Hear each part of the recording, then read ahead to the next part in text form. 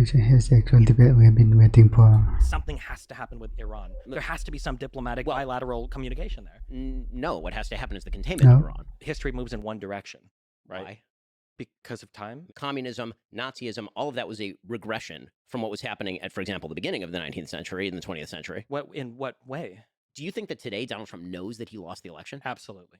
So I don't. This is one of the just picking it areas where we get into this. I don't understand if there's like brain breaking happening or what's going on. I don't know what world we can ever live in where we say that Trump is less divisive for the country than Biden. Joe Biden literally used the Occupational Safety and Hazard Administration to try to cram down vax mandates on 80 million Americans. That's insane. What about supercalifragilistic? And then you're what about pneumonia microscopic? Wait, so patient is bad?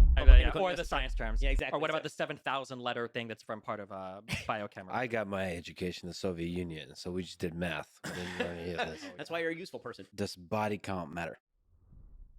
The following is a debate between Ben Shapiro and Destiny, each arguably representing the right and the left of American politics, respectively. They are two of the most influential and skilled political debaters in the world. This debate has been a long time coming, for many years. It's about 2.5 hours, and we could have easily gone for many more, and I'm sure we will. It is only round one. This is a Lex Fridman podcast. Watching twice is a mistake.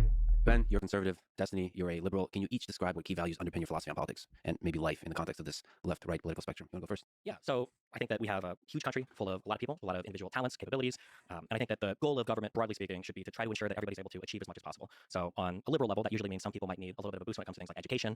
They might need a little bit of a boost when it comes to providing certain necessities like housing or food or clothing. But broadly speaking, I mean, I'm still a liberal, not a communist or socialist. I don't believe in the total command economy, total communist takeover of all of the economy. But I think that broadly speaking, the government should kind of like kick in and help people when they need it. And that government can and should be big. Not necessarily.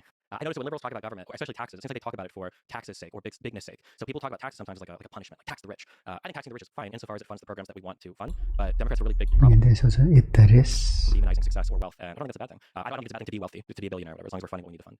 Ben, what do you think it means to be a conservative? What's the philosophy that underlies your political view? So first of all, I'm glad that Destiny, you're already coming on as a Republican. That's exciting. I mean, we hold a lot in common in terms of the basic idea that people ought to have as much opportunity as possible, and also insofar as the government should do the minimum amount necessary to interfere in people's lives in order to pursue certain functions, particularly at the local level. So a lot of governmental discussions on pragmatic level end up being discussions about where government ought to be involved, but also at what level government ought to be involved. And I have an incredibly subsidiary view of government. I think that local governments, because you have higher levels of homogeneity and consent, are capable of doing more things. And as you abstract up the chain, it becomes more and more impractical and more divisive to do more things. In my view, government is basically there to preserve certain key liberties. Those key liberties pre-exist the government insofar as they're more important than what priorities the government has. The job of government is to maintain, for example, national defense, protection of property rights, protection of religious freedom. These are the key focus of government as generally expressed in the Bill of Rights and the Constitution. Not wrong, Papa. And I agree with the general philosophy of the Bill of Rights and the Constitution. Now, that doesn't mean, by the way, that you can't do more on a governmental level. Again, as you get closer to the ground, which, by the way, is also embedded in the Constitution. People forget the Constitution was originally applied to the federal government, not to local and state governments. But if I can define conservatism, it would actually be a little broader than that, because I think to understand how people interact with government, you have to go to kind of core values. And so for me, there are a couple of premises. One, human beings have a nature. That nature is neither good nor bad. We have aspects of goodness and we have aspects of badness. Human beings are sinful. We have temptations. And what that means is that we have to be careful not to incentivize the bad, and that we should incentivize the good. Human beings do have agency and are capable of making decisions in the vast majority of circumstances. And it's better for society if we act as though they do. Second, the basic idea of human nature. There's an idea, in my view, that all human beings have equal value before the law. I'm a religious person, so I'd say equal value before God. But I think that's also sort of a key tenet of Western civilization, being non-religious or religious, that every individual has equivalent value in sort of cosmic terms. But that does not necessarily mean that every person is equally equipped to do everything equally well. And so it's not the job of government to rectify every imbalance of life. The quest for cosmic justice, as Thomas Sowell suggests, is something the government is generally incapable of doing, and more often than not botches and makes things worse. The Thomas Wellcott. Those are a few key tenets, and that tends to materialize in a variety of ways. The easiest way to sum that up, the traditional kind of three legs of the conservative stool, although now obviously there's a very fragmented conservative movement in the United States, would be a socially conservative view in which family is the chief institution of society, like the little platoons of society, as Edmund Burke suggested, in which free market and property rights are extraordinarily valuable and necessary because every individual has the ability to be creative with their property and to freely alienate that property. And finally, I tend toward a hawkish foreign policy that suggests that the world is not filled with wonderful people who all agree with us and think like us. And those people will pursue adversarial interests if we do not protect our own interests. Can I ask a question? I'm so interested. Okay. I'm excited for this conversation because I consider you to be really intelligent. But I feel like sometimes there are ways that conservatives talk about certain issues that seem to defy logic and reason, I guess. So I'm not sure you feel the same way about I feel the same way about progressives, but even some liberals for sure. Before I ask this question, it's going to relate to education. We can agree, broadly speaking, that statistics are real and that not everybody could do everything. So for a grounded example, my life was pretty bad. I got into streaming and I turned my life around, and that was really cool. But I can't expect everybody to do what I did, right? Like everybody being able to join the NBA or to be like a streamer. Well, of course, everybody has different qualities. Okay. So I used to be a lot more libertarian when I was 2021, and one of the things that dramatically changed kind of my view on Yes, he agree on that. government manipulation of things in in society came when it came time to deal with my son and the school that he went to. And one of the things I noticed was when it came time to send my son to school, I could do private education, I could do public. Personally, I did 12 years of Catholic private education. However, the public schools in Nebraska, depending on where you lived, were very, very, very good. And I opted for a certain district. I bought a house there. I moved there, and my son was going to go to those schools. And he's been going through those schools. And the difference of availability of like technology, like these kids are taking home iPads in like first grade. They've got like huge computer labs and everything.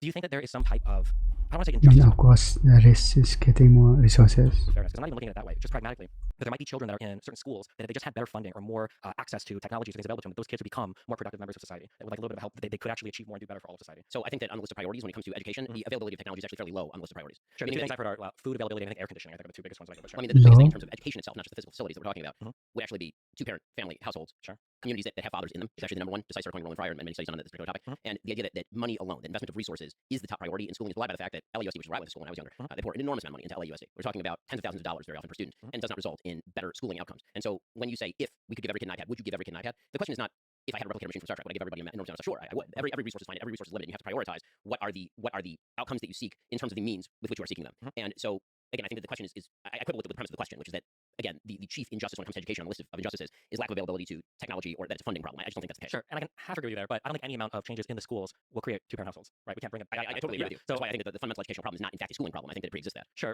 but then I feel like this is kind of the conservative merry-go-round where it's like, what can we do to help with schools? So two of the things that I've seen, I think, So it all depends on the family problem. usually brought up in research is one is air conditioning, that children in hotter environments just don't learn as well. And then the second one is access to food. So like kids that are given like a breakfast or lunch that's provided at school, like increases educational outcomes. Now I agree that neither of these things might be determinative in like, well, 20% of kids are graduating, now 80% of kids are graduating, or these kids are all going, from with their GEDs into the workforce, and now these kids are all suddenly becoming engineers. But in terms of where we can help, do you think there should be like some minimum threshold or minimum baseline of like, at the very least, every school should have a non-leaky gym, or every school should have, if children can't afford lunch or breakfast, like some sort of food provider, or every school should have these like baseline things? So again, I'm going to quibble with the premise of the question because I think when it comes to, for example, food insecurity, school food programs, again, you can always pour money into any program at the margins, create change. I mean, there's no doubt that pouring money onto anything will create change in a marginal way. The question is how large is the margin and how big is the movement. Right? So the delta is what I'm looking at. And so I think that you're starting at a second order question, which is what if we ignore what I would think are the big primary questions of education, namely family structure, value of education at home, how much you have parents who are capable or willing to help with homework, what are the incentive structures we can set up for society that actually facilitate that, how local communities take ownership of their schools is a big one. Right? All of these issues we're ignoring in favor of, say, air conditioning or lunch programs. And so in a vacuum, if you say air conditioning, lunch programs, sounds great in a vacuum. In terms of prioritization of values and cost structure, are those the things that I think are going to move the needle in a major way in terms of public policy? I do not. And in fact, I think that many of them end up being disproportionate wastes of money. I mean, I've talked before pretty controversially about the fact that an enormous amount of school lunch programs are thrown out. Like an enormous amount of that food ends up in the garbage can. Is there a better way to do that? If there's a better way to do it, then I'm perfectly willing to hear about that better way to do it. But it seems to me that one of the big flaws in the way that many people of the left approach government is what if we hit every gnat with a hammer? So giving children food is a waste of time and money. And my question is, what if the gnat isn't even the problem? What if there's a much bigger substructure problem that needs to be solved in order to, if you're shifting deck chairs on the Titanic, sure, you can make the Titanic slightly more balanced because the deck chairs are slightly better oriented. But the real question is the water that's gaping into the Titanic, right? Yeah, and I agree with you 100%. But again, I feel like we're on the conservative merry-go-round then of never wanting to address That's not any conservative merry-go-round. I can give you 10 ways. Well, sure, but so like here we the merry-go-round. I would say that like there's a minimum funding for schools that I think would help children. And they go, well, the thing that would help them the most is two-parent households. It's like, okay, well, two-parent households actually aren't the problem. The issue is access to things like birth control, so people don't have children early on. And it's like, but the issue isn't actually birth control. The issue is actually you need a certain amount of money to move out early and to get married and then to have a two-parent household. So it's actually like economic opportunity. No, well, just two-parent households. Yeah, but like what are the Go precursors? fuck people before you marry and have babies. Sure, Done. That's great. We can say that and try to fight against however many hundreds of thousands of years of human evolution, but people will have sex and people will make babies. And then they used to get married. The vast majority of people in this country with kids used to be married. The vast majority of people with kids in this country now are not married increasingly. That's obviously a societal change. Something changed. It wasn't human evolution. But a lot of those things in terms of resting on whether or not people get married have to do with financial decisions. Do you have the money? People are worse off now than they were 50, 60 years ago. And marriage rates were People higher. are delaying the sort of careers because education is going to be increasingly important. So in other words, people are richer now and they have more What people are worse on the past, I mean, education now. what? They're having more babies out of wedlock now because they're richer and have more education. I'm saying that one of the biggest indicators for whether or not somebody's willing to get married is how much money people are going to move out of their household. People don't tend to want to get married at 22 when they just finished college, when they don't have money to move out, they can't afford a house. Because we have changed the moral status of marriage in the culture, meaning that everyone, poor, rich, and in between, used to get married. That is, by the way, a huge percentage of marriages in the United States used to be what they would call shotgun marriages, meaning that somebody knocked somebody up, And just get married, Lord. but they did not want the baby to be born outside of a two-parent household. They would then get married. Do we think that shotgun marriages, though, are a way to bring back equilibrium to education? Yes, absolutely. Yes, 100%. Do we think that mother and father? Sure, that is the basis for all of this, including education. Do we think that shotgun marriages are, well, let's say this, do we think that that's a reasonable direction that society would ever take? Or is this like, It was the reasonable direction for nearly all of modern it history. was, but history moves in one direction, right? Because of time? I mean, people don't think that. In what ways? And I don't think we've ever like regressed yes, social standards back to like, oh, well, let's go 100 years back and do things that, used to exist before. I There's think the entire left right now is arguing we regress social standards by rejecting Roe versus Wade, so that's obviously not true. the Roe versus Wade is not a social standard, it's a Supreme Court ruling. Number Yes, one. Number two, what if you read the actual majority opinion on Roe v. Wade, we can see that socially we actually never made huge progress on how society viewed abortion. This has always been an incredibly divisive thing, right? Even that was, I think, part of Leo's writing on it was that things like gay marriage, for instance, we kind of moved past and it's not really as debated anymore. But abortion was never a settled topic. But That's why the art of history constantly moves in one direction is belied by nearly all of the 20th century. What do you mean by that? I mean, in terms of women's rights, civil rights, barbarism, communism, Nazism, all that was a regression from what was happening at, for example, the beginning of the 19th century and the 20th century. in what way? Nazism and communism were a regression from what was happening in 1905. Well, in terms of like communism being a regression, for instance, I'm not a communist, but like the industrialization of the Soviet Union happened under a communist society. The industrialization, murder of tens of millions of people. Yeah, there's obviously that regression. Sure. Moral regression, which is what we're talking about now. Moral regression. And you're suggesting the moral regression. I wouldn't term a return to traditional values in moral regression. You would, but your suggestion is that history only moves in Of one course, direction. again, back to the Jew. And I'm suggesting history does not only move in one direction; it tends to move actually back and forth. Sure, I don't think that all of history moves in one direction. There are going to be wars, there are going to be times of peace. I think in general we're more peaceful now than we have in the past. But I think when we look at the way that people live their lives, I think that we tend to move in a certain direction socially. So when it comes to things like racism, or when it comes to things like slavery or women's rights, I think that there are two huge things that probably aren't changing in the U.S. And one is access to contraception, and one is women working jobs. I think that these two things are probably huge things that are moving us off of shotgun marriages or getting married very early on. And I don't see those. Do you think that those two things are going to change? First of all, the data shows that actually more highly educated people, as you were saying, tend to get married more. So if the idea is that women getting education somehow throws them off marriage, it's the opposite.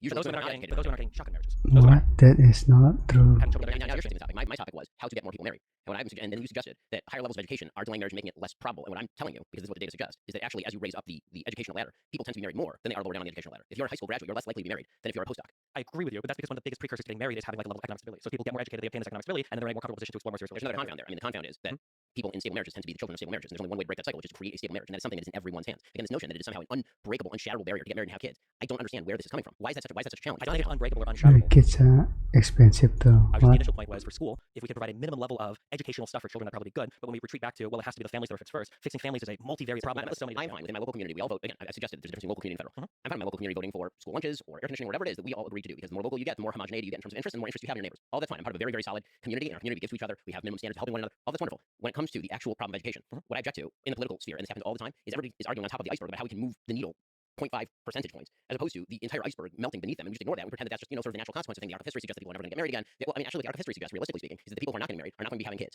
And what it also suggests that people who are married are going to be having kids. And so the demographic profile actually over time is rather going to shift toward people who are having lots and lots of kids. I'm married, I have 4 kids. Everyone in my community is married. It's like minimum buying in my community is 4 kids. Okay, and so what's happening actually in terms of demographics is that the people who are more religious and getting married are having more kids. And so if you're talking about the arc of history shifting toward marriage, I would suggest that actually demographically over time, long periods of time, not over one generation, over long periods of time, the only cure for low birth rate is going to be the people who get married and have lots of kids. Yeah, I don't necessarily disagree with any of that, but I'm just saying that, again, on the, I know you're talking about the term merry-go-round, I think there are good conversations to be had about people getting married, because stable families produce stable children, they're less likely to commit crime, they're more likely to go to school, they're more likely to be productive members of society, etc. I'm not going to disagree on any of that. All of that is true. It's just frustrating that sometimes when you bring up any problem, all of it will circle back to other things that make it seem like we can't make any progress in any area without like fixing Well, it. I mean, I literally just told you that on a local level, I'm having people voting for yeah, so for instance, on a local level, so for school funding is done, and generally per district. So what do you do when you have poor districts that can't afford air conditioning for their schools? I mean, the idea there would be that presumably if the society, meaning the state, and I generally don't mean the federal state, I mean like the state of California, for example, decides that everybody ought to have air conditioning, people will vote for air conditioning, and that's perfectly legal. And I don't think there's anything morally objectionable about that per se. Cool. I also don't think that's going to kill anything remotely like the central problem. Sure, and I think that what tends to happen in terms of government is people love arguing about the problems that can be solved by opening a wallet, and nobody likes to solve a problem by Just bought on there. closing their sex life to one person, for example, or having kids within a stable religious community. Like the things that actually build society. I'm fine with arguing about each of these policies, and whether we apply them or not is a matter generally of pragmatism, not morality. It's a matter of incentive structures, not per se morality, because incentive structures do have moral underpinnings. There's such a thing as, for example, if you use a welfare program, you have to decide how effective it is, what crowd it applies, where the cutoffs are, does it disincentivize work, does it not? All these are pragmatic concerns. But on a moral level, the generalized objection that I have to people on the left side of the aisle is that they like to focus in these conversations. Very often it feels as though it's a conversation with people who are drunk searching under the lamp for their keys. The problems they want to look at are the problems that are solvable by government. And then all the problems they don't want to look at, which are the actual giant monsters lurking in the dark and not particularly solvable by government, are the ones they want to ignore and assume are just the natural state of things. And I don't think that's correct. And I 1,000,000,000% agree. But then obviously my criticism of the conservative side is the exact opposite, where there are parts where government could remedy some issues. For instance, children having sex with each other, producing other children out of wedlock. Like sometimes having after-school programs is nice to prevent that. Like I didn't have time for these things when I was in school. I was doing football practice, I was doing cross-country practice, I went in early for a band. I agree with you that sometimes people only focus on one end of the problem. I hate to be that guy, but as somebody that have you watched The Wire? Sure. I'm not going to say The Wire is your life example, but like obviously there's only so much you can do in a school when the children coming in are so beyond destroyed because of the family life and everything prior to them even getting to school. So I agree. Government is not like the solution to broken families. That would never be the case. And it's actually not the solution to education, depending on the kind of solutions you're talking about. Some solutions, yes. Some solutions, no. Yeah. So the only thing I'm looking at is, as I said earlier, just like these minimum threshold things where it's like where can government make? Because you mentioned marginal, which I think is a really good way to look at things. There's marginal cost and marginal utility things where the first $1,000 per student you spend might give you a huge return, but the extra 20,000 after. I think these are all pragmatic discussions. Sure, and actually, this is what we used to hash out in legislatures before they turned into platforms for people to understand. But yes, sure. Okay. Yeah. As we descend from the heavens of philosophical discussion of conservatism and liberalism, let's go to the pragmatic muck of politics. Trump versus Biden. Between the two of them, who was in the first term? Here president, comes. and thus who should win if the two of them are in fact our choices? Should win a second term in 2024? Ben? Sure. So in terms of actual job performance, you have to separate it into a few categories. In terms of actual performance in foreign policy, I think Trump's foreign policy record is significantly better than Biden's. The world being on fire right now being a fairly good example of that. And we can get into each aspect of the world being on fire and where the incentive structures came from and how all of that happened in a moment. When it comes to the economy, I think that Trump's economic record was better than Biden's. Doesn't mean he didn't overspend. He did. He wildly overspent. But he also had a very solid record of job creation.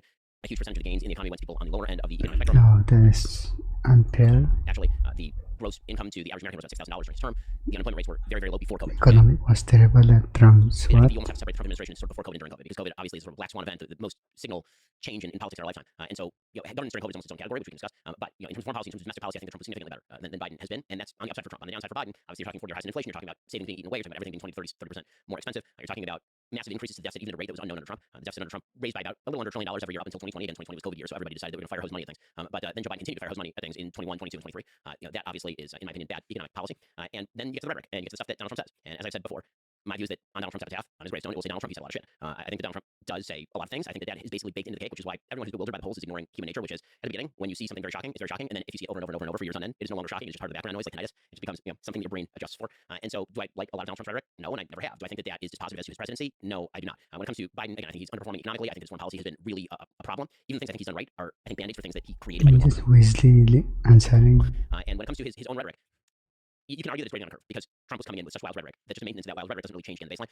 For Biden, he came in in the same way that Obama did on the sort of soaring rhetoric of American unity. I'm the president for all. Like, Trump came in, he's like, listen, I'm the president for what I am. You know, I'm going to say the things I want to say. I'm beyond toilet and tweeting. You're like, okay, you know, so that's what it is. With Biden, he came in with, I'm the president for all Americans. I'm trying to unify everybody, and that pretty quickly broke down into a lot of oppositional language about his political opponents in particular, and attempt to lump in, for example, huge swaths of the conservative movement with the people who participated, for example, in January 6th or who were fans of January 6th.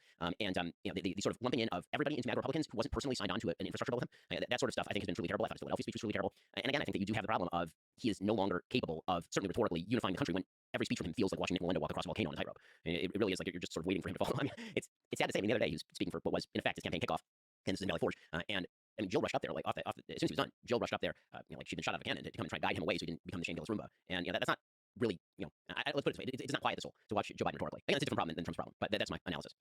This is one of the areas where we get into this. I don't understand if there's like brain breaking happening or what's going on. I don't know what world we can ever live in where we say that Trump is less divisive for the country than Biden. I think it is so patently obvious. Trump is so divisive. Like, not only does Trump make an enemy out of every person in the opposition party, he makes an enemy out of his own party and every single person around him. Like, we all watched him bully. He even makes an enemy on his own lawyer. You know, Jeff Sessions. We all watched him bully his own party on Twitter. We all watched like all of these people walk away from him. Even recently, I think his the Secretary of Defense Esper and John Kelly, the Chief of Staff, were saying I think Trump is a threat to democracy. You know, you've got all of his prior people that were around him, some of his closest allies. You've got Bill Barr that won't co-sign a single thing that he says.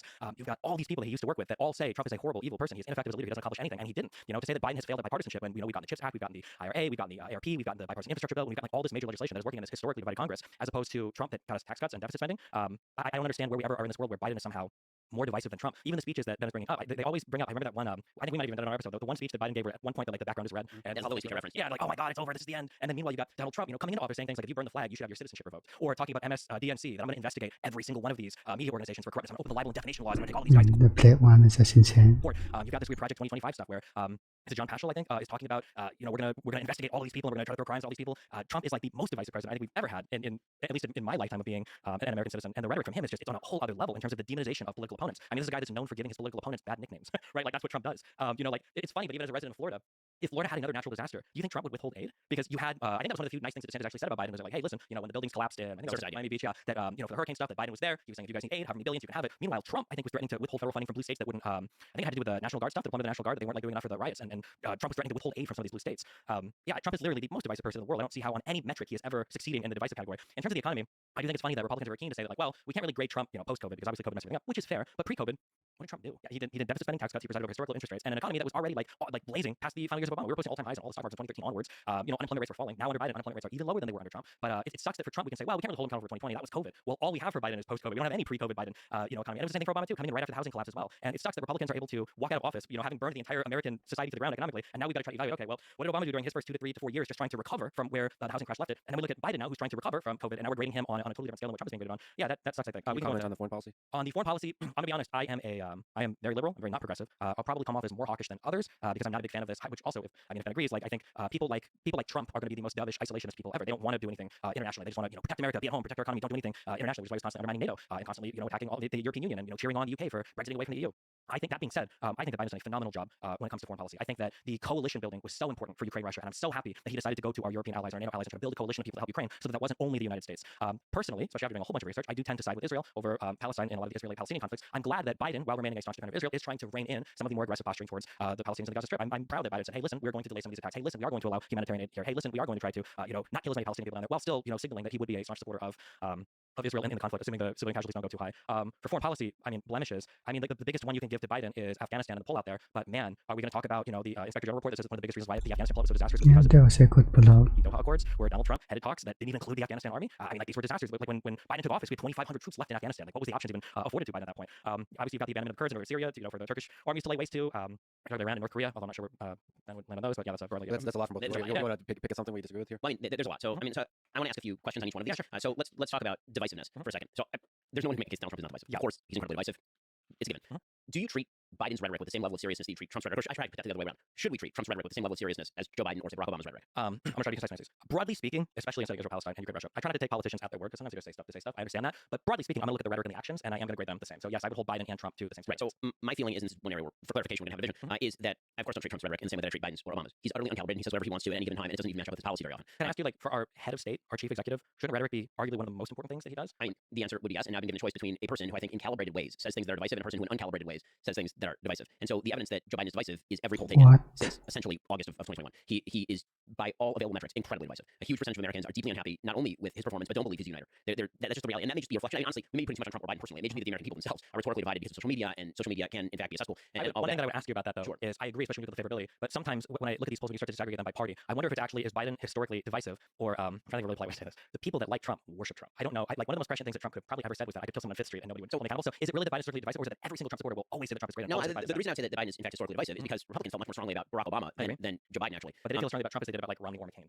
right? In what way? I mean, and that they allegiance to oh, Trump. no, there's certainly more Trump is God and they're one. Romney or McCain, largely because Trump won in 2016. But beyond that, the point that I'm making is that if you're looking at the stats in terms of divisiveness, Republicans always find the Democratic president divisive. The question is where the rest of the country is. And right now, there are a lot of Democrats who either don't agree with Biden or find divisive. There are a lot of independents who find divisive. So when we're comparing these things, I don't think they're leagues apart in terms of the divisive effects of what they say. Right? And I'm separating that off from like the inherent content of what they say. 'Cause obviously, what Trump says is more or less just on like the raw level. I mean, he's insulting people as opposed to Joe Biden doing MAGA Republicans. Like if I were to just for an alien come down from space and look at these two statements, I'd say this one's more divisive than this one. But then there's the reality of being a human being in the world, and that is everyone has baked Donald Trump into the cake. And Joe Biden again started off with a patina of being non-divisive and now has emerged as divisive. If you don't mind, I actually want to get to the foreign policy questions. This one's actually slightly less interesting. Just one quick thing, I guess, like, because we can say the reality of it, and we can look at opinion polls. What if we look at like legislative accomplishments? Like Biden is working on a 50-50 divided Senate. Donald Trump had both houses of Congress and the Supreme Court and got like no major legislation passed. Well, I mean, he did lose Congress in 2018, but sure. right. But prior to that, because we got the infrastructure bill in 1 year, which Trump promised for his entire presidency, didn't get anywhere. Well, I mean, yes, his Republican base was not in favor of mass spending on infrastructure, and neither am I. So there's that. I think that's mostly state and But they local. were in favor of mass spending for tax cuts. That's not spending. I mean, effectively it is, right? Effectively, it's not. Well, if you're cutting tax receipts, but you're not changing the level of spending, like Biden did with the IRA. Again, we have a fundamental philosophical difference here. I think when the government takes my money, that is not the government somehow being more fiscally responsible. And when the government allows me to keep my money, I don't see that as the government spending. I see that as my money, and the government is taking less of it. That's great, but at the end of the day, the government is still going to be in deficit spending, and they're going to have to borrow money from the Right, treasury. we have a spending problem there. It's not a receipts problem. It's the case that I'm making. The problem with Donald Trump is not that he lowered taxes. The United States is one of the most progressive tax systems on the planet. And in fact, if you wish to have a European-style social welfare state, what you actually need is to tax the middle class to death. I mean, the reality is the top 20%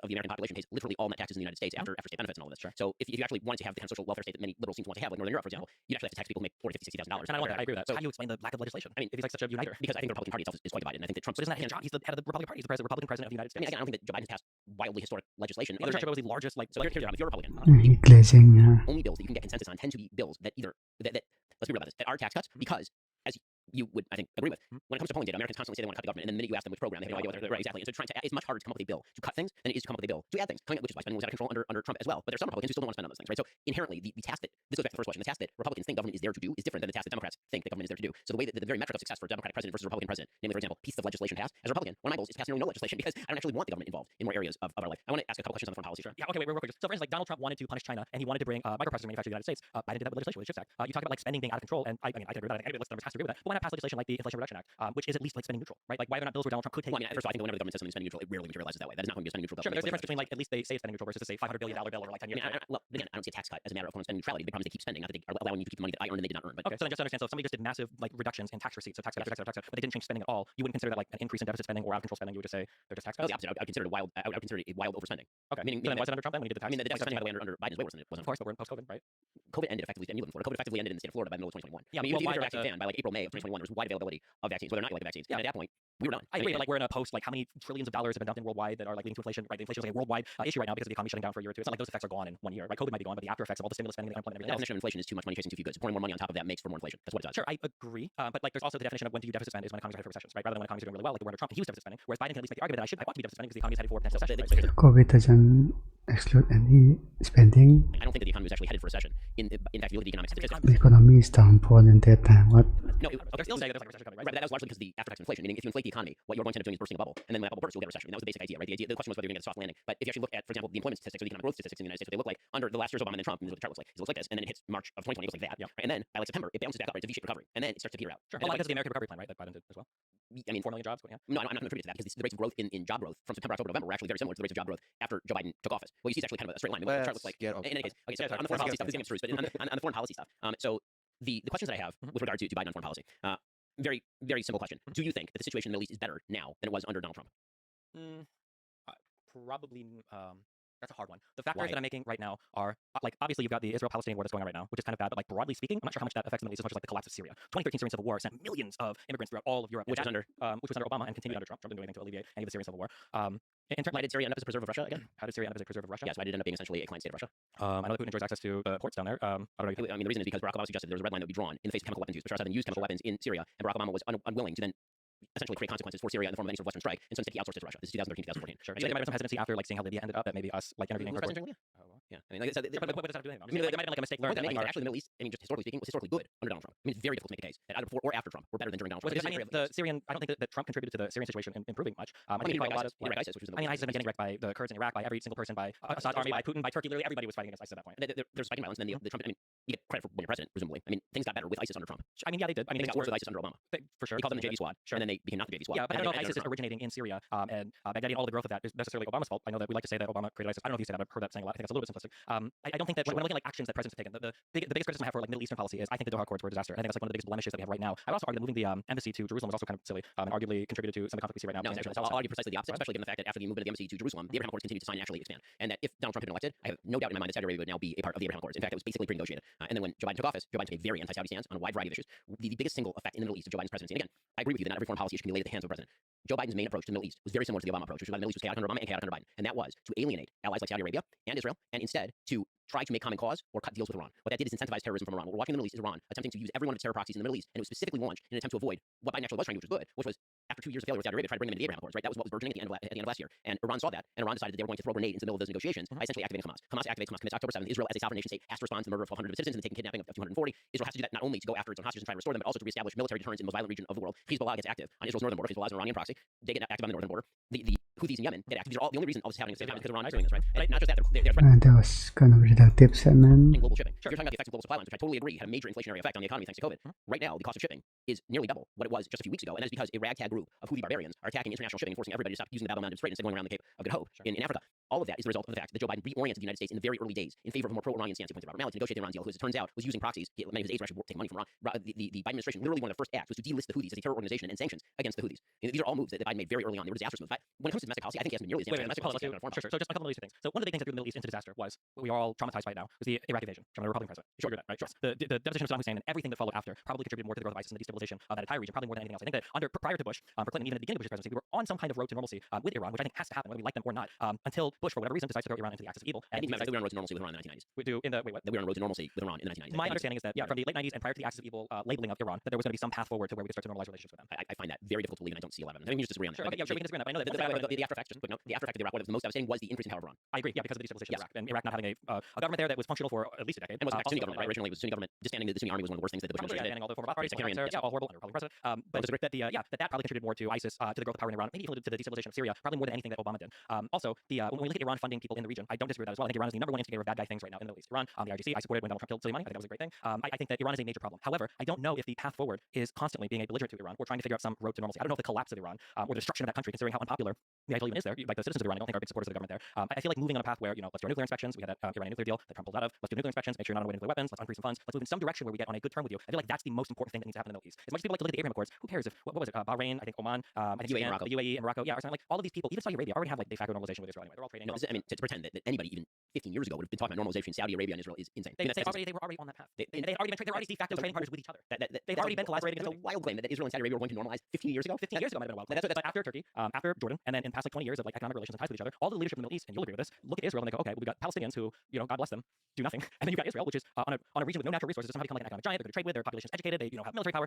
All of the leadership in these Middle Eastern countries are wanting to be friendly with Israel and are engaging in trade de facto with Israel. And the idea that like the UAE and Bahrain were brought in to say like, oh, well, now we're going to officially say this. Those are the first steps toward obviously the formation of a new Middle East in which economics would predominate over sectarian conflict. The chief obstacle to that is Iran. The notion that negotiations with the Ayatollah were going to be a solution to any of this is do we think absolutely is it the Abraham Accords? Get him some water, bro. Saudi Arabia to take a stance against Iran.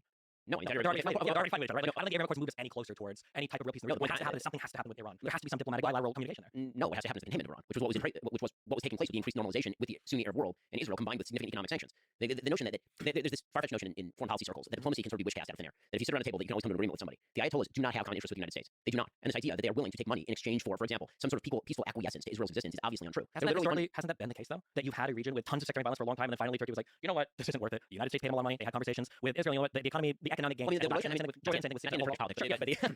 situation with Turkey was actually quite warm between Israel and Turkey in the 90s when you had the sort of secular Muslim regime in place, and now Erdogan has joined in the fray, and Erdogan is significantly more radical. Sure, I'm so sorry. If I said Turkey, I meant Egypt, my bad. Yeah, okay, right. So in terms of like Egypt and Jordan, right, were the first two. So here's the thing. Is it possible that you could theoretically come to a deal with Iran only with a new leadership group? It's true for every peace agreement in the region. You could not. Israel could not have made peace with. Well, they made peace with Egypt, and Sadat was the leader of Yom Kippur, right? Not make peace with Nasser, right? The point is that this is a different regime. You need a different regime. I think the same regime that part of the Yom Kippur War was the same regime that negotiated peace with Israel. I mean, that's true. It is also true that is a relationship that could be cultivated specifically because it was Saddam made clear he was going to come to the table. Have the Iranians ever made clear that they would come to the table over, for example, the existence of the state of Israel? Oh, no. That is not a thing that's going to happen. But I think people probably felt the same. Every single one of the proxies, every one of them, not only calls for the destruction of the state of Israel, they also call for the destruction of America. I mean, it's literally the Houthi slogan. They're busy hitting ships, and their slogan is literally Allahu Akbar, death to America, death to the Jews, death to Israel. It doesn't fit on a bumper sticker, but it's not like catchy, but that is in fact their slogan. The notion that the regime that propagates that is going to be approached with diplomacy is not only wrong. The problem is that it's easy to say the stakes of diplomacy are okay. Well, so we try to talk, right? Jaw is better than war. Sure. The only problem is that in the Middle East, weakness is taken as a sign that aggression might be an appropriate response. That is how things work in the Middle East. And the fact that Joe Biden came into office with an orientation toward continuing the Obama policies in Iran has led to conflagrations, these sort of brush fires breaking out everywhere that Iran has borders with either the West or Israel or both. Right? Any place that's happening is leading brush fires because, again, the logic of violence in the Middle East is not quite the logic of violence in other places in the world. By the way, I think the logic of violence in the Middle East is actually closer to what most international politics looks like than we wish that it were. I mean, I think that's part of what's happening in Ukraine as well. So you think here's my question about Ukraine. So you think that for Iran, right, a country that's been sanctioned for God knows how many years now, you think that for Iran just continuing to sanction them and contain them is more effective than trying to engage them in bilateral, multilateral peace talks? Yes, 100%. And the proof's in the pudding. Before we go to Ukraine, can I ask about Israel? So you're both mostly in agreement, but what is Israel? Say that. Okay, but as I'm learning, what is Israel doing right? What is Israel doing wrong in this very specific current war in Gaza? I mean, frankly, I think what Israel's doing wrong is if I were Israel, okay, like again, America's interests are not coincident with Israel's interests. If I were an Israeli leader, I would still vote now to knock the bleep out of Hezbollah early. What does that mean? So I would, Yoav Gallant, who's the defense minister of Israel, was encouraging Netanyahu, who's the prime minister, and the war cabinet, including Benny Gantz. So whenever people talk about the Netanyahu government, that's not what's in place right now. There's a unity war government in place that includes the political opposition. And the reason I point that out is because there are a lot of people politically who will suggest that the actions Israel is currently taking are somehow the manifestation of a right-wing government. Israel currently does not have a quote-unquote right-wing government. They have a unity government that includes the opposition. In any case, Yoav Gallant was urging in the very early days of the war that Israel should turn north, and instead of hitting Hamas, they should actually take the opportunity to knock Hezbollah out because Hezbollah is significantly more dangerous to the existence of the state of Israel than Hamas. I actually agree with that. As far as what Israel has been doing wrong in the actual war, I mean, I think that, again, from an American perspective, I think that Israel is doing pretty well. From an Israeli perspective, if I were Israeli, I would actually want And Israel not both Hezbollah and Hamas. less loose about sending its soldiers in on the ground level. So Israel's attempting to minimize civilian casualties, and the cost of that has been the highest military death toll that Israel has had since the 1973 Yom Kippur War. I mean, I personally know through one degree of separation, 3 separate people have been killed in Gaza, and that's because they're going in door to door. It's because they're attempting to minimize civilian casualties, and they're losing a lot of guys in this particular war. The problem that Israel has had, historically speaking, is that Israel got very complacent about its own security situation. They believed the technology was going to somehow correct for the hatred on the other side of the wall. That so our people have to live underground for 2 weeks at a time while some rockets fall, but at least it's not a war. And that complacence, bred what happened on October 7th. So to me, what Israel did wrong was years and years and years of complacence and belief in an Oslo system that is at root a failure, because you cannot make a peace agreement with people who He's not blaming Hamas. peace with you. So that's why I think Israel's doing wrong. I have a feeling there's wide divergence on this point. Maybe. In terms of broadly speaking, I generally oppose settlement expansion. It's a thing that Israel does incorrectly that I think is kind of like provocative to at least some Palestinians in the West Bank, and I probably energizes hatred in the Gaza Strip as well. In terms of conducting warfare, the one thing that I always say to everybody, especially Americans, is you can't evaluate things from an American perspective. It's very stupid. Happened a lot with Ukraine, where people are like, oh, well, didn't they work with the Nazis and like weren't the Soviets the good guys? It's like, well, in other parts of the world, it's not quite as simple. And I think the same is true for Israel-Palestine. A lot of Americans will analyze the conflict as just being one between only Israel and Palestine, which is not. It's a conflict between Israel and then Palestine has a lot of Houthis in Iran. Right now it is. I think that however, one area where I'll break with them is I think that minimizing civilian casualties and everything is very, very important. I think on the Israeli side, I don't think it's important so that the U.S. will stay with them, because I think the U.S. is probably going to stick with Israel as long as they're not doing anything crazy. And I don't even think it matters for the international community. It definitely doesn't matter for the UN, because Jesus Christ. However, I think it's really, really, really important that I think that in the Middle East, broadly speaking, I think that leadership, especially in the Gulf, has gotten over the Palestinian issue. I think that leadership is kind of like they don't care as much anymore. But the populations still care quite a bit. And I think that the main issue that Israel could run into is if the civilian death toll does climb too high, and if they start to hit this 40, 50, 60,000 number of civilian casualties, they run the risk of the civilian populations in the surrounding Middle Eastern states becoming so antagonistic towards Israel that they start to take steps back towards normalization in the region. So, for instance, I know that Bahrain, I think, already pulled out their ambassador to Israel. My guess is going to be it's temporary. I know that on the public speaking side, you've got a lot of people condemning Israel for the attacks. On the private side, you've got people telling Israel, please kill all of Hamas because this is untenable and nobody wants to work in this situation. I don't know if this ended up being true or not. I'm guessing it didn't, but I saw on a couple of Twitter accounts it was leaked that potentially Saudi Arabia was considering installing a government in the West Bank that they would run. No, I mean, I think Israel would love nothing better than that, but that's for sure. Yeah, okay. One of the problems in the Middle East is literally no one wants to preside over the Palestinians. Yes. No one. So Arab states, Israel, no one. So I think the issue is, and I'm largely actually very sympathetic towards the Palestinians, because I think that for since 48 and onwards, I think that all of the Arab states super gassed them up on that. They wanted the Palestinians to fight because they wanted to fight with Israel. However, as time has gone on and they realized that it's kind of a lost cause, states have started to drop out. So you're getting these bilateral peace treaties with Egypt and with Jordan. You're getting multilateral agreements like the Abraham Accords, and now the Palestinians are looking around like, okay, you guys told us to fight all this time, and now the only people we have supporting us are Iranian proxies. So the Palestinians are in a very weird spot where they've like lost all their support. I think that Israel, what I would say to be quote unquote critical of Israel is Israel needs to take strong steps towards peace that probably involves them enduring some undue hardship. So not the October 7th attacks, because Jesus, that's way too much. But other types of attacks that they're going to deal with that might cause some civilians to die that they don't come out over the top with and retaliate with if there's ever going to be peace in that region. However, another thing that I've always said is a huge problem between Israel and Palestine is I think that both sides think that if they continue to fight, it will be good for them. But the problem is one side is delusional. I think Israel wants to continue to fight because they get justifications for the annexation of the Golan Heights. They get justifications for expansion, especially in Area C, that I think they're probably going to try to annex soon. They get justifications for the increased military posturing towards the Gaza Strip and the embargoes. And Israel is right that if the conflict continues, really the situation only improves for Israel over time. But the Palestinians also all believe that if Can you just stop fighting? How to do that? fighting, they've stopped this since 2000 under Arafat. If they just keep fighting, they'll get their gains too. But that's not the case. Is there a difference between Palestinian citizens and the leadership when you say that? I love all people. I love all people around the world. And I think that when we analyze issues, I think that we have to be very honest with what the people on the ground think. And the idea that Hamas is just this one-off thing in the Gaza Strip is not only incorrect with the situation on the ground, it's also incredibly ahistorical. And the idea that like the Palestinians in the West Bank, of which I believe the most recent polling shows, I want to say 75 to 80% support the October 7th attacks, Palestinians in general want to fight in violent conflict with Israel. That's not just the position of the government. That's not just people. There's a reason why Abbas doesn't want to do elections in the West Bank, and it's because the Palestinian people really do want to fight with Israel. But to combat that problem is like you have to get the UN on board. We've got to do an actual addressing of the Palestinian refugee problem, which is handled like a joke right now. Iran has to be brought to the table in terms of negotiations. There has to be huge efforts made to economically revitalize these like Palestinian areas, even though they're one of the highest recipients of aid in the world. You have to do something about the embargo and the blockade in the Gaza Strip, which isn't just maintained by Israel; it's also maintained by Egypt. You should ask why. Yeah, there's a lot of things that have to happen to fix that problem. But the reality is I don't think Israel really wants to because they get to continue their expansion into the West Bank, and I don't think anybody around the world really cares that much. So I will argue with that. The idea that Israel does not want to end the conflict is belied by the history of what just happened in the Gaza Strip. So when we talk about settlements, for example, Israel did have settlements inside the Gaza Strip. There were 8,000 Jews who were living inside the Gaza Strip in Gush Katif up until 2005. They withdrew all of those people. I mean, took them literally out of their homes. And the result was not the burgeoning of a better attitude toward the state of Israel with regard to, for example, the Palestinian population in Gaza. In fact, it was more radical in Gaza than it was in the West Bank. The result was obviously the election of Hamas, the October 7th attacks, in which unfortunately many civilians took part in the October 7th attacks. There's video of people rushing, who are civilians and dressed in civilian clothing, into Israeli villages. Always the same thing. Well, no, that is 100% true, obviously. And when it comes to Area C and Israel's supposed deep and abiding desire for territorial expansion in Area C. So for those who are not familiar with the Oslo Accords, again, it's getting very abstruse, but the Oslo Accords are broken down into 3 areas of the West Bank. Area A is under full Palestinian control. That'd be like Jenin and Nablus, the major cities, for example. There's Area B, which is mixed Israeli-Palestinian control, where Israel provides some level of military security and control. And then there's Area C. And Area C was like to be decided later. It was left up for possible concessions to the Palestinian Authority if the Oslo Accords had moved forward. Those are disputed territories. There is building taking place in Area C by both, actually, no one talks about this, but by Palestinians as well as Israelis. And the question is whether if Israel stopped building, there have been many settlement freezes in the past, including some undertaken by Netanyahu, and it actually has not done one iota of good in moving the ball forward in terms of actual negotiations. Again, the biggest problem is that the leadership for Palestinians has spent every day since really 67, it's not even 48, because between 48 and 67, Jordan was in charge of the West Bank, Egypt was in charge of the Gaza Strip, and at no point did either of those powers say, hey, maybe we ought to have this over to an independent Palestinian state, which was originally the division that was promoted by the UN Partition Plan in 47. Because of that, the leadership post-67, and really started in 64, the Palestine Liberation Organization was founded in 64, and it called for the liberation of the land in 64. They had the West Bank and they had the Gaza Strip, so they're talking about Tel Aviv. When it was founded in 64, the basic idea, as kind of indicated by that, was Israel will not exist, and that was a promise that's been made by pretty much every Palestinian leader in Arabic to the people that they are talking to. Yasser Arafat famously would do this sort of thing. He'd speak in English and talk about how he wanted a two-state solution, and then he'd go back to his own people and say, "This is a Trojan horse." If Israel could, if you think that Israeli parents want to send their kids at the age of 18 to go and monitor Jenin and Nablus and be in Khan Yunis, you're out of your mind. You're out of your mind. Israelis do not want that. In fact, Israelis didn't want that so much that they allowed rockets to fall in their cities for full-on 18 years in order to avoid sending soldiers en masse back into the Gaza Strip. Sure, but I think Israel does want to continue to expand settlements in the West Bank, right? They want to continue to build. They want to have Jerusalem, East Jerusalem as well. Well, I mean, East Jerusalem is already annexed. So East Jerusalem is, according to Israel, part of Israel. It's not a settlement. Okay, so there's that. With regard to, does Israel have an interest in expanding settlements in the West Bank? Why would they not until there's a peace partner? Sure, that's what I'm saying. As long as the conflict continues, like, even when you your suggestion is that they're incentivizing conflict to continue so they can grab more land. Well, no, let me be very clear. I don't think there's like so some people say, for instance, they'll take that one quote from Netanyahu and they'll try to say that he was funding the people in the Gaza Strip by allowing Qatari money to come in, even though he was actually speaking in opposition to Abbas, allowing the Gaza Strip to fall for Netanyahu to clear it out from negative, etc. I'm not claiming those theories. I'm just saying that I think that Israel will take a relatively neutral stance towards conflict enduring, because as long as the conflict endures and as long as the settlements can expand, I think that ultimately benefits Israel. I think there'd be let's put it this way: if suddenly there arose among the Palestinians a deep and abiding desire for peace, approved by a vast majority of the population with serious security guarantees, I think you'd be very hard pressed to find Israelis who would not be willing to at least consider that. In return for not expanding Gaza into fraud. I would agree with you on October 6th. I think we're probably a year or two away from that right now. No, but the point I'm making is that Israelis now realize that the entire peace process was a sham. Meaning the people who are on the other side of the table were using it as a Trojan horse in the first place. The death of Oslo is not the death of Israeli hopefulness; it's the death of the illusion that on the other side of the table is anyone we're bargaining with. That's what's happening. That's why you have this sort of insane disconnect right now between the United States and the Israeli government. Again, it's a unity government. No one in Israel is talking about making concessions to the Palestinian Authority for a wide variety of reasons, including the fact that Mahmoud Abbas continues to pay actual families of terrorists who kill Jews. Sure, the Mark Fund, yeah. Right, and which is from the moderate West Bank. Right, exactly. So again, like the taste in Israel for this is even the people who are the Chilonim, right, those are the most secular people in Israel. Which was, by the way, the place that was attacked on October 7th. And what people should understand is that October 7th was not an attack against settlements in the West Bank. It was an attack on peace villages that were essentially disarmed. And many of these people who were killed were peace activists. We're literally trying to work with people in Gaza to get them jobs. I mean, it's just it's mind-boggling. That's why you had this ground shift in Israel. The next 20 years in Israel is going to be about security and economic development. Period. End of story. Everything else goes second, third place. I will say I agree essentially with what you're saying. Not to loop back on another topic, but this is one of the reasons then why I was so critical. I don't want to say critical, but like kind of nonchalant about the Abraham Accords, because they didn't address anything with the Palestinians whatsoever. They weren't super relevant to the conflict. They didn't bring in Qatar, which is where a lot of the money and support for the Gaza Strip comes from. They didn't involve Iran at all. They involved bilateral. No, it totally changed the mentality. And this is why what I'm saying right now. This is why listen. I think that Biden has done better than I certainly expected him to do in terms of support for Israel. Like Obama was way less supportive of Israel than Biden by every metric. With that said, the rhetoric that he's been using recently, and the Blinken has been using recently, about Israel needs to make painful concessions for peace. Israel recentering this issue at the center of relations in the Middle East is doomed to failure. The magic, strong word. The benefit of the Abraham Accords was proof of what you're saying, which is true, which is that all these surrounding countries, in reality, have abandoned the idea that there's a centrality to the Palestinian-Israeli conflict. That is not the central conflict in the Middle East. And by the way, one of the reasons it's not the central conflict in the Middle East is because actually, ironically, because of the rise of Iran, right? It's Sunni states that are largely signing up with Israel because they're realizing they need some sort of counterweight to a burgeoning nuclear power in Iran. Can we talk about Ukraine? Sure. Do you have a disagreement with what Destiny said? My main problem with Biden's policy with regard to Ukraine is that he outsourced the end goal of the war to Zelensky early on. Now, that might make sense if that goal were something that he was willing to fund to the point of achievement, or if Zelensky could have achieved it on his own. But right now, and this has been true since pretty early on, was Henry Kissinger made, that pretty early on in the war is very clear that, for example, Crimea was going nowhere. The Russians had control of Crimea, barring the United States giving permission to fly F-16s over Crimea. Nothing was going to change over there. The same thing was true in most of the Donbass, right, in Luhansk and Donetsk. That was not going to change. Zelensky's stated goal, and you understand it, he's the leader of Ukraine, right, is that there was a predation on his territory in 2014, and that the Russians had a little green man across the border, and they took all these areas. And so he is the leader of Ukraine saying, okay, I want all of that back. Now, the reality is that the U.S.'s interest had largely been achieved in the first few months of the war, meaning the revocation of the ability of Russia to take Ukraine and just ingest it, and two, the devastation of Russia's military capability. I mean, Russia has just been wrecked. I mean, the military is in serious straits because of the war in Ukraine. From an American perspective, I'm very much pro all of that. I think that we have an interest in Ukraine maintaining a buffer status against territorially aggressive Russia. I think that the United States does have an interest in degrading the Russian military to the extent that it can threaten the Baltic states or threaten Kazakhstan or other countries in the region.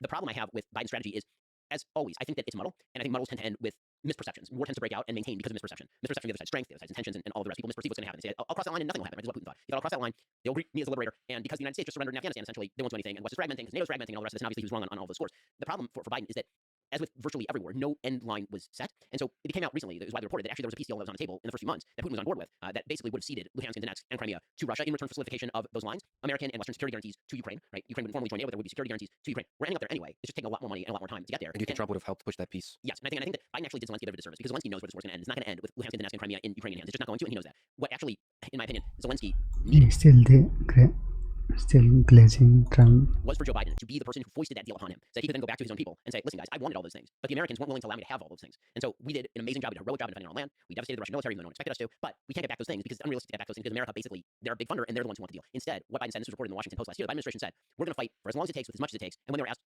until when, they said, whatever Zelensky says. And that's not a policy. That's just a recipe for a frozen conflict with endless funding. Now, maybe the Putin's walked away from the table and that deal is no longer available. If that deal is available right now, I certainly hope it's being pursued behind closed doors. My main critique again of Biden is that when you outsource the end goal to another country without stating what America's interest is, that's a problem. I also think that Biden did really quite poor job of sort of explaining what America's realistic interests are. I don't like it when American leaders, it's weird for me to say this, but I'm not a huge fan of the we're in it to protect democracy kind of rhetoric, because frankly, we are allied with many, many countries that are not democracies, and that's not actually how foreign policy works.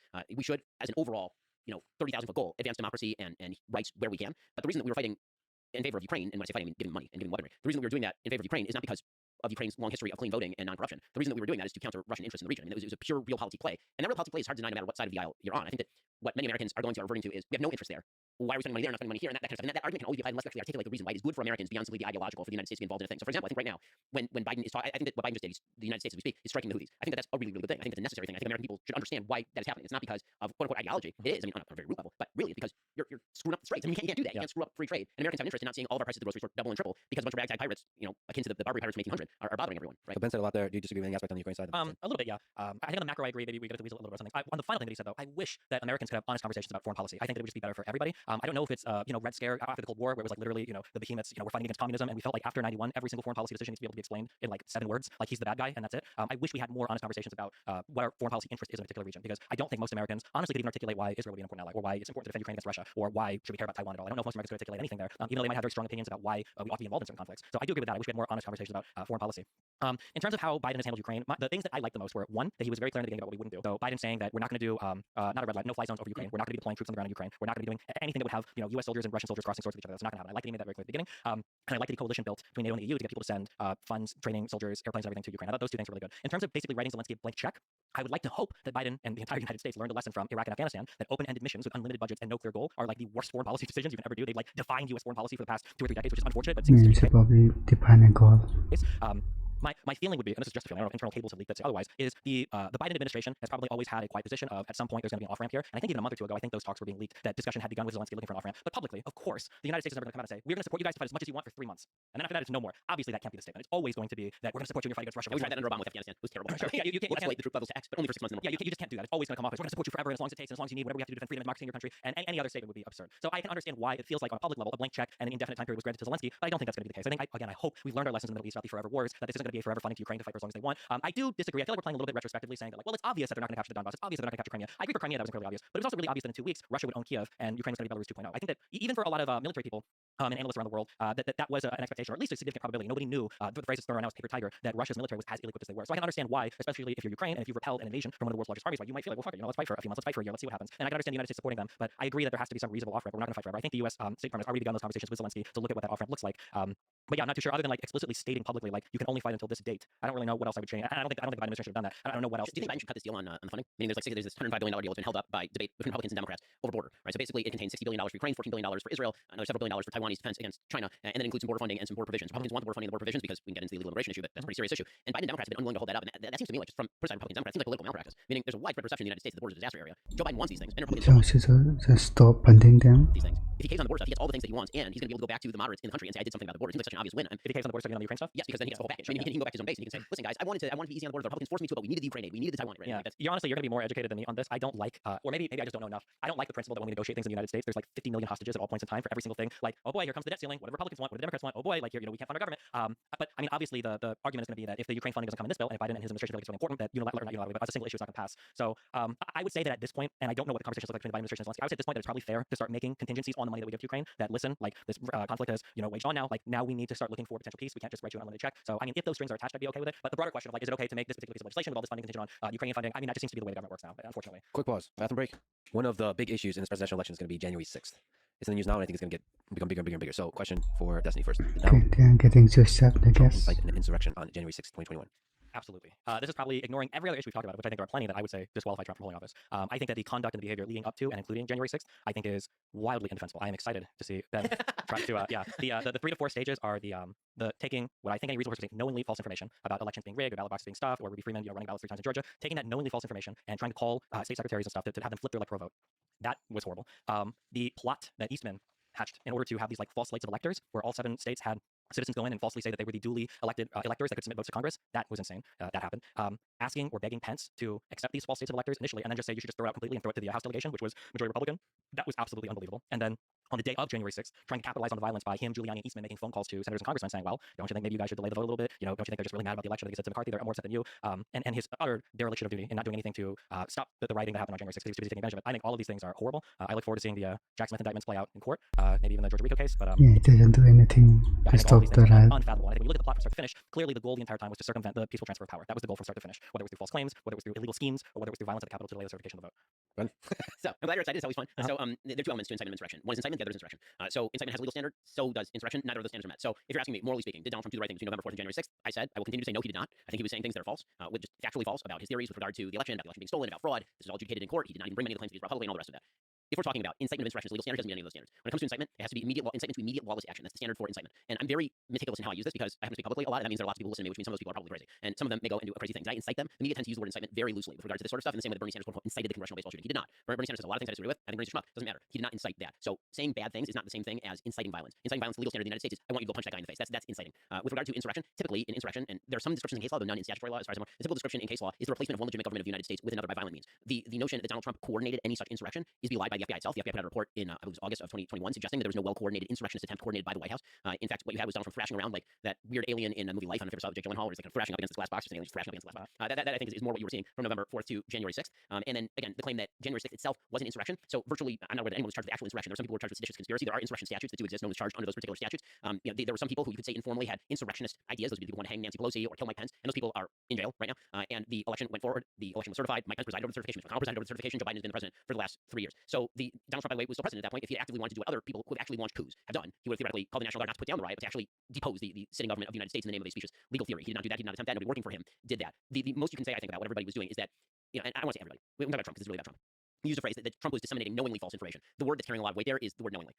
So knowingly implies a knower. Do I think the information he was disseminating was false? Yes. Do I think that Donald Trump has a unique capacity to convince himself of nearly anything that is to his own benefit? Absolutely. And I think that that's actually what Donald Trump was doing there. And the evidence of that is Donald Trump being a human and all of us watching him for the last several years. So the idea that he knew it to be false, I'm not even sure the standards apply in any, like, just assessing him as a human, which is really what we're being asked to do because there's an intent element to this crime. Do you think that today Donald Trump knows that he lost the election? Absolutely. So I don't, actually. I think so I'm glad that you have the attorney background. When we are assessing mens rea, when we're looking at certain criminal statutes where intent is required, it's a reasonable person standard, right? But a reasonable person have known that they were... No, it depends on mens rea standard. So it's not the same in every case. If you have to establish individual intent, then it's not enough to say a reasonable person should have known. That would be enough for a negligent statute. Surely when you're talking about reasonable person 你 statutes, 这个点参在就 legally speaking, a reasonable person statute is should a reasonable person have known that's when you get to like manslaughter. You can't do a reasonable person standard on like first degree murder. So you have to establish actual motive in first degree murder. But for first degree murder, you don't need the statement of I plan to kill this person or I intend to kill this person. We can prove that state of mind. You need correct. Yeah, sure. So I feel like my feeling for Donald Trump was there were all these people around him that he trusted to investigate election fraud. He trusted Barr and the DOJ. He asked Pence, his vice president, to look into it. He asked his chief of staff. He asked legal counsel. So many people that ostensibly he trusts them. He's asking them to look into it. And when all of them looked into it and reported back to him, no, we found nothing.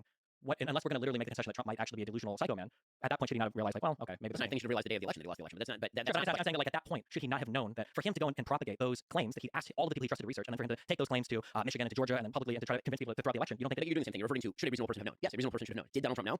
That's a different question. And so conflating those two questions is going to get you into some messy territory. By the way, this is why Jack Smith charged the way Jack Smith charged. Yeah, which Jack Smith did not charge conspiracy. Jack Smith did not charge insurrection. He did not charge seditious conspiracy, right? The reason is because Jack Smith is a good lawyer. What he's doing is he's actually broadly, I would say, pretty obviously expanding statutory coverage in weird areas in order to cover a thing that doesn't quite fit into any of these legal categories. But the point I'm making is that Jack Smith is on my side of this. He doesn't think that he can actually establish the necessary to convict under a seditious conspiracy or an insurrection. I agree with that, but I think a lot of the underlying facts, though, because he does bring up those calls to Raffensperger and Georgia, he does bring up the indictments that they were knowingly false information. So it seems like that's going to be part of the case. Maybe not to convict on any of the 4 particular charges that he mentioned, but it seems like that's probably going to be part of what he's going to have to establish in court to convict Trump. So I want to look at the actual text of the charges. So I'm sorry that I don't have them memorized, but I believe one's a fraud charge that generally does not apply to cases like this. Generally, the fraud charge is like you're trying to steal money from the government. Sure, Trump used broadly in the past, though it doesn't have to be because Smith has sent oral arguments in response to a lot of the claims by Trump's lawyers. This is one of them. The infinite civil and criminal immunity was another one of them, where he cites past cases where He doesn't know actually what the cases are? These types of things, because I think it was to defraud of civil rights. I think was the fourth charge. Right. So the defraud of civil rights is usually somebody standing in the actual voting house door and preventing you from voting. Not you have a specious legal theory that you espouse in court about whether those votes should be thrown out. Sure. Although I don't like when we say specious legal theory and novel application, which I do agree some of these in some ways is novel. I don't think we've ever also had a president try to do this before. It is a novel situation where somebody has resisted the peaceful transfer of power in this clearly in ways. Well, if you're in the legal cases, that means that's not true. But Gore sued in 2000. I mean, so like this is comparable to Gore. This is comparable to Gore. I'm not saying it's comparable to Gore. I'm saying that if the idea is that espousing a legal theory in court amounts to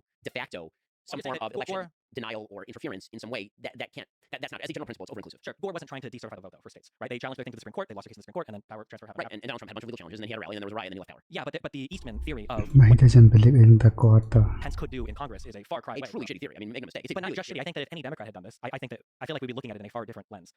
As in, we would be using terms like attempted coup, subversion of peaceful transfer of power. If a Democrat vice president had tried to essentially say that in Congress they could throw away the vote. So I think what I want to get to here, actually, so we can be more specific, is why are these terms important? We agree on, largely speaking, what happened. I think the characterization of the term, we keep kind of bouncing around between different categories. And I want to make sure the legal stuff. Okay, so we're just not looking at because you said nobody's charged with incitement. Right? I believe insurrection is part of it. So we don't legal. Just in terms of like a president that is trying to prevent the peaceful transfer of power. So we call it a bloodless coup or whatever contemporaneous term you want to use. Right. So prevent the peaceful transfer of power with all means, or using means that are inappropriate, not quite the same. Using means that are inappropriate or illegal. Okay. Inappropriate. Okay, so illegal, I don't think so. I don't think that these charges actually meet the criteria for the various charges. We can discuss each case if you want. Sure. As far as inappropriate, sure, I think tons of inappropriate stuff. I mean, inappropriate seems. The reason I like the word inappropriate though is because then conservatives are very quick to say, well, sure, he was inappropriate, but everybody was inappropriate. I mean, I'll continue to Yeah, use he's just inappropriate, huh? others. I just don't see most inappropriate. Sure. Okay. I mean, that's important to me though. Does it not bother you that like Donald Trump sought through legal and extra legal and Trump magical ways of trying to entrench his power as president past when he should have been able to? Is that not something that's incredibly troublesome? I mean, the question to me is the bigger question that I think the Democrats are trying to promote in this election cycle, which is this means he is a threat to democracy sufficient that if he were to win the election, there would not be another. But he tried to do that last time. Could he not try to next time? I mean, he could try to do whatever he wants, presumably, and he would fail the same way that he did last time. Why do we think that? Because he failed. Because he failed every 3 hours. Yes. Like, let's say hypothetically, Lord, save me. Let's say hypothetically, Giuliani was the next head of the Department of Justice. Giuliani was the next Attorney General. How would he be confirmed? Well, I'm not entirely sure if because so much of the Republican Party, despite feeling like they don't support Trump when it comes time to actually back him in Congress, Also, I have to check whether he would be barred by criminal conviction from holding. I don't know the answer to that. Sure. Yeah. Well, yeah. Especially 14 amendment. And doesn't want to involve in hypothetical. Yeah. But I mean, like, say if not Giuliani, say if there are any other number of insane people that Trump could theoretically put on his side of the government that wouldn't tell him no next time, because there were a lot of people that rebuked him. There were Republicans in a lot of the states, right? Raffensperger is one of them. There were Republicans in his own administration. You got Rosen, you got Barr. There was his own vice president. But like theoretically next time, and I feel like last time going in, I'm going to do a little bit of mind reading macro. Maybe I think that Trump kind of thought, one, I don't think Trump knows much at all about how the government works. I think we probably do that. I think Trump probably thought that if he had people that were like at least in his party and kind of camp, that they'll basically do whatever needs to be done to give him what he wants, and with no respect for process. But now that he sees it, well, it's not enough to just have allies. I need people that are fiercely allegiant to me. Would we not be worried that a guy that tried to essentially steal the election for real wouldn't try to pick people that would be more amenable to his plans in the next administration? I believe in the checks and balances of American government. I believe they worked on January 6th. So if you're asking me, do I think that Trump has bad intent or could have bad intent with that sort of stuff? Sure. Do I believe that the guardrails held and will continue to hold? Also, sure. So if somebody was running and they blatantly said, like, I don't want to use the fascist word, but they said, like, I'm going to be authoritarian, I'm going to abolish all elections, you would say, sure, he's saying that, but like, I don't think he can actually do it, so it's okay if you run for president, you don't care at all as long as you feel like the guardrails. I mean, I might prefer other candidates, but I think that also one of the things that you do is that politicians, again, this would be an exceptional circumstance, but politicians constantly make promises about the things that they're going to do and then don't fulfill, and we tend to take those out in the wash. Meaning that, if I promise that day one, as Donald Trump is pledged to do, that he's going to deport literally every legal immigrant in the country, do I think he's actually going to do that? I mean, I really highly doubt it. He didn't do it last time he was in office. That's just an example. It is not the same example at all. I agree. Do I think? Here's my question: do you think the guardrails are going to fail to hold? I'm not sure. Really? Yeah, because I think the issue is one, when it's election time, Republicans are spineless in office, and I don't know how many congressmen would support what he wants just because they want to win re-election or because they think it's inevitable anyway. I mean, I think one of the things that happened in 2022 is Democrats ran directly on this platform. A bunch of Republicans lost. Were running on this platform. Literally every Secretary of State who ran on the Donald Trump we should deny elections platform lost in every state. Sure, but other Republicans that have been lost this. Sure, I mean, like look what happened with like Kinzinger and Cheney, right? Who were very like staunchly anti-Trump after J6 for that select committee, right? Kinzinger didn't even run again, and Cheney lost her election by I think the widest margin that anybody's ever lost an election ever. Like all years of politics. People who were not born voted. Yeah, I guess it's a surprising position to me for looking at like principled stances of government. The idea that a man who has, and I think we both agree on this, that Donald Trump's only allegiance is to Donald Trump, right? We agree on that. The only thing he cares about is Donald Trump. The only thing he cares about, I think, certainly the largest thing. It's the largest thing he cares about, right? So you've got a man who only cares about himself. Well, not politics. I mean, it may be more, but that's not even maybe more with Trump, but certainly not. But I think that the issue with Trump too, though, is I think he's even a threat to the Republican Party, in which I think you would mostly agree with me. Maybe not overall, but on every individual point. Trump takes bad candidates. He has no concern for the future of the Republican Party. Like for instance, I think there is a chance. I don't think it'll happen because of polling now. But if Trump didn't get the nomination, I think Trump would say screw it and run as an independent because he thinks he can win or whatever, right? I doubt that he would do that, but theoretically. Possible. But, yeah. Again, Trump he was really content to throw Georgia, the two runoff elections under the bus because Raffensperger support him for the election. So what is all this in service of? What's the generalized argument that you're making? Do you believe? I'll go back to my question. Do you think that if Trump wins, there will be no more elections? Is that like what percentage do you think that that's a reality? If Donald Trump wins, I think there's a 100% chance that he will try to prevent the peaceful transfer of power. In terms of would he succeed? I can guarantee you he will not do that. Why is that? Because he's in the second term, he's no longer eligible, and he will believe he won. He will believe. Yeah, has Donald Trump himself joked about running for a third term? I think that having a third term. What has Donald Trump not joked about? I mean, I don't. Okay, hold on. If you want to prevent him from creating a revolution, you probably should just appoint a president. It's just a joke, lol. That's another broad argument that I don't like in favor of Trump. And this was brought up earlier in terms of like we talk about like not grading presidents on a curve, but then earlier we said we take Biden's. Oh no, I totally grade. I know I 100% grade presidents on a curve. Are you kidding? Oh, okay. I grade pretty much everybody. Then I feel like I don't treat my 7-year-old the same way that I treat my 9-year-old. Sure, but I don't like that. It feels like we're treating Donald Trump like a 7-year-old or 9-year-old. I think we should treat him like the president of the United States. I don't think having a president that has taken like concrete steps to prevent the transfer of power, which he did with the electorate sham, which he did with Pence, and which he did with trying to capitalize on the J6 violence. A president that's taken concrete steps towards couing the government essentially. I don't know why that guy we say, well, it's Trump, Trump things. The guardrails held. We'll probably hold next. So when you say we shouldn't, do you mean that he should be actually barred from office? I'm just talking about support from. I don't think Republicans should support Trump. You lose your incumbent advantage. The guy's obviously self-destructive. He's destructive to the political party itself. Like You think he should be on the ballot? You think there's a case to be made to remove him from the ballot? I think there's a case to be made, but man, the phrasing, for as much as our governmental founding fathers and everybody else, wrote nice amendments and wrote nice constitution, some of the phrasing is very, very, very blah. And the Section 3, the not requiring any type of actual conviction, I don't have a strong feeling on it. I will say I'm very interested in reading the majority opinion from the Supreme Court. I seriously doubt the Supreme Court is going to uphold that states should be able to decide if they leave them off the ballot or not. I think for the political future of the United States, it's probably not healthy that the leading opposition candidate is not going to be barred from the ballot. It's probably not healthy for us. Because then what? You don't have a threat to democracy. That would be a pretty serious one. It would be. However, like that threat to democracy was earned by Donald Trump and the conservatives that supported him. I think conservatives made a dangerous gamble when they threw Trump into office, and now like all of the fallout from that is something that we all as Americans have to deal with. I mean, I think that the unprecedented legal theory that a state can simply bar somebody from the ballot on the basis of in an informal way believing that he is quote unquote an insurrectionist is pretty wild. I mean, there's an amendment in the Constitution of the 14th Amendment that says that if they have engaged in this, they shall not be, or you shall, I don't remember the phrasing because it doesn't require conviction, but it's self-executing arguably. Forgetting the constitutional law, I mean, there are a number of provisions in the Constitution suggest that this is number one not self-executing. Minority opinions in the Colorado Supreme Court case are pretty thorough. The number one contention, which is that this is not self-executing because other elements are not self-executing, that ignores subsequent actual law that happened. I mean, the Congress passed a law, for example, in 1872 defining who was an insurrectionist, who was not an insurrectionist for purposes of elections. In 1994, Congress passed a law that specifically defined insurrections as criminal activities, so that somebody could theoretically be convicted of insurrection and therefore ineligible to run for office. It is unlike, say, the analogs that are used by majority opinion, like age. Obviously, this is not the same thing. We can all tell what somebody's age is by looking at their birth certificate. I can't tell whether somebody's an insurrectionist without any reference to legal statute or definition of the term. I would also be careful of that because remember, one of Trump's first like big political actions was challenging Obama's birth certificate. Well, and I thought that was dumb at the time. Sure. I like that you both said 100% chance that Trump will try to go for third term and 0% chance, which Third statistically. term, he's done, man. Are you kidding? He would want to. Trump's gonna walk around hands up high. He's like, I'm a two-term president. I'm the only president since Grover Cleveland who, but since Grover Cleveland who served 2 non-consecutive terms. I kicked Joe Biden out of office and I kicked Hillary Clinton out of office. Dude would be like, he'd be living large. He doesn't want the presidency anymore after that. I just think that I think it's scary that like Donald Trump. It feels like for all the accusations that are made sometimes against Democrats, like Biden is ordering Garland to investigate Donald Trump and blah blah blah. It seems like Donald Trump would actually do that with his DOJ. Would give them orders. He didn't. Well, he kind of did though, right?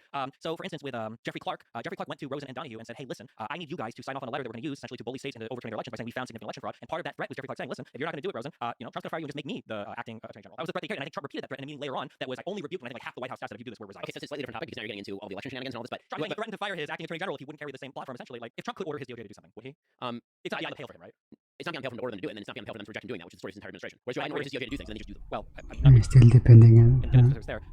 There's one of the big problems that I have with, I mean, for example, I'll talk about Trump tyrant, Trump executive power. I mean, Joe Biden has used executive power in ways that far outstrip every anything president has been stretching executive power. Joe Biden has gone well beyond anything Trump even remotely attempted to maintain via just pure executive power. And actually, Trump's use of executive power is nowhere near even what Obama's was. I mean, Trump's inability to get border policy passed literally had him using executive power to march the military down to the border to do border policy. I mean, Joe Biden literally used the Occupational Safety and Hazard Administration to try to cram down vax mandates on 80 million Americans. That's insane. Sure, he literally said, I cannot relieve student loan debt, and then tried to relieve hundreds of billions of dollars. Yeah, but what happened to that?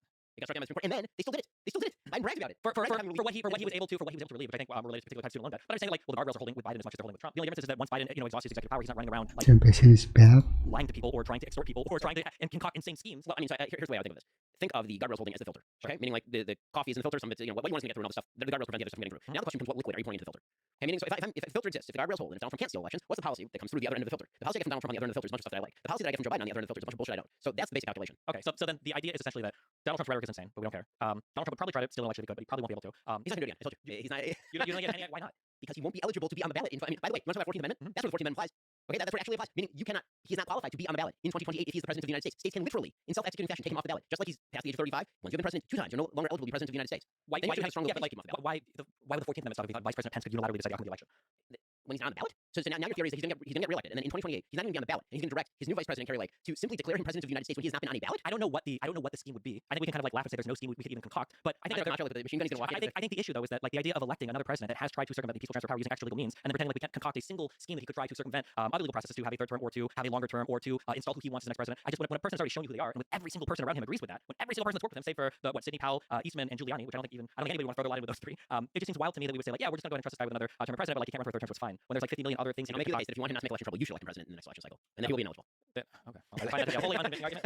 Well, recently in the news, the presidents of Harvard, Penn, and MIT failed to fully denounce calls for genocide, and that rose questions about the influence of DEI programs at universities. And so maybe either looking at this or zooming out more broadly at identity politics at universities or identity politics, wokeism in our culture. How big of a threat is it to our culture, to Western civilization? So obviously, I'm going to say it's a huge threat. The reason that I think it's a huge threat, I'm going to give a definition of wokeism because people are very often accused of not using wokeism properly or believing that sort of catch-all phrase. I don't think it's a catch-all term. I think that wokeism has its roots in postmodernism, which essentially suggests that every principle is a reflection of underlying structures of power, and that therefore any inequality that emerges under such a system is a reflection, again, of that structure of power. That used to be applied in sort of Marxist ways, the suggestion being that economic inequality was the result of misallocation of power in the structure preserved by an upper crust of people who wanted to cram down exploitation on people. That was sort of the Marxist version of postmodernism, and that got transmuted into sort of a racial version of postmodernism, in which the systems of the United States are white supremacist in orientation and are perpetuated by a group of people who are, in fact, in favor of preservation of white power and white supremacy. That is the generalized theory of critical race theory, as proposed by, for example, Gene Stefanczyk and Richard Delgado in their book on critical race theory. That has taken a softer form that we refer to as DEI. The key in DEI is the E, meaning equity. So equity is a term that does not mean equality. People mix it up. Equality is the idea that we all ought to have equal rights, that we all ought to be treated equally by the law. Equity is the idea that if there is an inequality that emerges from any system, it is therefore due to discrimination. And the best way to tell whether somebody has been victimized is by dint of their race. And we can tell whether you're a member of an oppressed group or an oppressor group by the intersectional identity that you carry and by the nature of your group's success or failure predominantly along economic and power lines in American life. This means that if one group is predominantly successful economically, they must be a member of the victimizing class. And the only corrective for that would be, as Ibn Kennedy likes to suggest, effectively anti-racist policies, racism in the service of destroying racism. That you're going to have to discriminate on the basis of race in order to correct for discrimination that's baked into the system. That's incredibly dangerous. It leads to a victim-victimizer narrative that is unhealthy for individuals and terrible for societies. It relieves people of individual responsibility, and it destroys the very notion of an objective metric by which we can decide meritocracy. And meritocracy is the only system human beings have ever devised that has positive externalities in literally any area of life. Every other distribution of wealth, power, done along other lines that is not having to do with merit has negative externalities. Every system having to do with merit has positive externalities because presumably the most effective and useful people are going to succeed under those systems. That's the very basis of meritocracy. And the externalities of that mean that other people benefit from the meritorious and excellent performance of those people.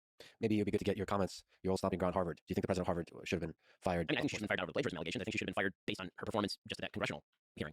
If the word black had been substituted for Jew in that statement by Elisa Stefanik that she was asking about, or trans, or literally any other minority in America, maybe with the exception of Asian, then the answer would be very different coming from Cloudy and Gay. With that said, I don't think the firing of Cloudy and Gay really accomplishes very much. Did she get what she deserved? Sure. Does that mean that the underlying DEI equity-based system has been in any way severely damaged? No, I think that this is a way for universities, as true as Miguel Penn also, to basically throw somebody overboard as the sacrifice to maintain the underlying system that continues to predominate in American universities, where they spend literally billions of dollars every year on DEI initiatives and diversity hires and diversity administrators and all of this. And one of the costs of education escalating is in the massive administrative function that is now undertaken by universities, as opposed to teaching and cost of dorms and such. You guys probably agree on a lot of this, right? Kind of, maybe, yeah. I don't know. I don't know what makes things do this, but it feels like we can never like have a good thing and then have it end as a good thing. Things always get taken to their extreme, and then we have to fight on those extremes. Like I would argue that back in my day we called it SJW, social justice warriors, before it became woke, like 2013 onwards, whatever. Like there are aspects to wokeism that I think are good. Like I like the additional representation we have in media now. I like how as much as people complain about the internet how it's regulated, that there are way more groups that are represented on the internet. Whether we're talking X, the platform formerly known as Twitter or Facebook, or whatever. I think in some ways, or whether we're pushing, like women's achievements in school and in the wider workforce, I think that these are all good things. The issue that you run into is people don't ever have a stopping point, and I think people kind of get lost in this woke for woke's sake thing, where we start to see these very weird warpings of these. Yeah, they're all extreme nowadays. Like academic, arguments that are used for really horrible things. So, for instance, I think that you can talk about in the United States things like white supremacy or things like oppression of certain demographics, especially with like Jim Crow laws and pre-Jim Crow. And you can even talk about effects from that. But then when you run into this weird world where we kind of warp these things so that like not only is white supremacy still as present today as it ever has been, well, actually, black people and other minorities can't even be racist. They don't have the power to because we're going to use a different definition of racism, and we can only talk about punching up as opposed to punching down. And we're actually going to say it's totally okay for these people to say or do whatever they want, and it's never bad. But like white people who have always been the oppressors, even if you're like a trailer park guy whose family's addicted to meth, you have all this privilege, et cetera, et cetera. I think that you run into these issues where wokeism, it starts off as like a really good idea, and I would argue has achieved really good things, especially in regards to like women's education and everything. And then it just gets so academia-ized, there's a word there, academic, whatever, where you take something and you put it in school too much and it comes out as some Frankenstein, cancer baby of like horrible things, such that today when I'm reading stuff, and I know Ben is the same way, like if I even hear somebody say the word like anti-racism, I'm probably ignoring every other thing you have to say. If you utter the word like colonial anything, I'm probably going to say you probably don't have anything good to say. Yeah, a lot of it is just taken way too far. But you know what I will blame on some of this is I will blame conservatives for some of this. Because I think one issue that happens, and I think Ben might even agree with me here too, is I think there's two huge problems that happen in the United States, I think broadly speaking, is that one, we become more different than we ever have been, and two, we become more similar than we ever have been. And when I say this, what I mean is that like we're splitting off into these groups, and then these groups are enforcing this insane homogeneity between these two separate groups. And I think one of these schisms has been conservatives' reluctancy to participate in things related to higher education. So for a long time, conservatives are saying like, oh, the educational institutions are against us. Rush Limbaugh talks about how evil the colleges are, blah, blah, blah. And then what happens is conservatives are less and less willing to engage in them. So then you get this scenario or this environment where everybody that's engaged in academia on the administrative side are fucking insane. they're like even more so too. And I also want to draw a distinction between like the administrators and the faculty, because oftentimes when you're reading story after story after story of like all of these insane admins that are pushing for their life, usually the faculty is fighting against it. A lot of the tenured professors, a lot of people in their departments are like, hold on, well we actually don't agree with this. But I feel like because conservatives for so long have demonized these institutions rather than like critically evaluated them and tried to like have like honest critique and engagement, that they've just like completely broken off. And when you only have a bunch of lefties or righties together, all they'll do is they'll veer off like even more into their insane directions. I feel like that's a big problem that we run into in the country, to where conservatives have totally broken off some conversations. Yeah, they didn't have their own universities and all that. They won't participate in them anymore, and then the people you have left just run as far to the left as possible. Certainly when you look at certain institutions, I think that one of the things that people on both sides of the aisle are constantly looking at is, has the institution suffered such capture that there's just no capacity to fix it? And when you talk about the universities, I'm not going to blame conservatives for the failure of the universities, because they haven't been present in major positions at universities since effectively the late 1960s. And you can go read Shelby Steele's work on this, where he talks about how he's now a conservative black person. He was a liberal black person at the time. He was actually quite a radical black activist at the time in the 60s, and he talks about walking into the office of liberal administrators who were largely on his side with regard to civil rights, and being a radical, him claiming that the systems of the university were inherently broken, were inherently wrong, unfixable. And he talks about this it's a very evocative episode where he's talking about how he's smoking, and as he's smoking, the ash is growing more and more, and the ash falls down on this very expensive carpet. And the president of the university, who's listening to him rant and rave, Shelby Steele says, I thought he was going to say something about this. I mean, I was wrecking like a $1,000 carpet in his office being a jackass, and instead I could see him wilt inside. I could see him collapse. He didn't have the institutional credibility or the intellect or sort of spiritual strength to just say, listen, I agree with you on some of these things, but you're acting like a jackass. And what you see in the late 1960s and early 1970s is in fact the collapse of these institutions, to the point where by the time I was going to college, there was this radical disproportion between conservatives and liberals. And the problem is that when it comes to a system like the universities, basically we have to separate universities off into two separate categories. One is STEM, where the universities are still pretty damn good. American universities, when it comes to STEM, are still leading universities in the world. Harvard's main creations these days are coming from actual hard science fields.